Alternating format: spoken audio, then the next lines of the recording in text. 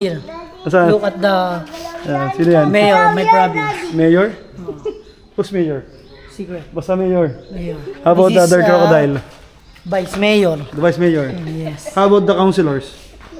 There. There. We In would the like other cage. we would like to see the councilors. There, the councilors. No. It's a SK. No, the SK word. Yes, Yun guys, nandito tayo sa Puerto Princesa Wildlife Conservation Center. Guys, so mga crocodile, oh.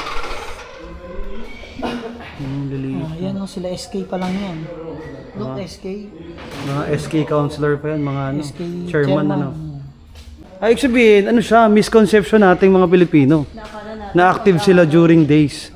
Ah, okay. And then ito po Philippine or freshwater crocodile and then yung sa atin. So, yung species ng Ito chairman yan, SK chairman. sila ay less aggressive. 3 meters lang yung kaya nila kailangan. Pareho, barangay secretary.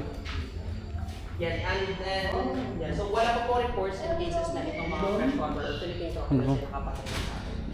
Ito ay barangay Tanod. Para silang dinagalaw talaga. Hindi sila nagalaw kasi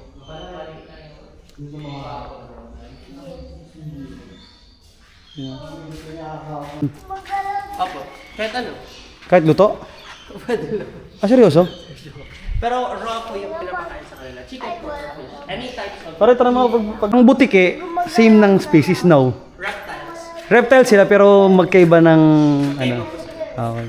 Ito si Mayor. Here. Saan? Look at the Sino yan? mayor, my province. Mayor? Who's mayor?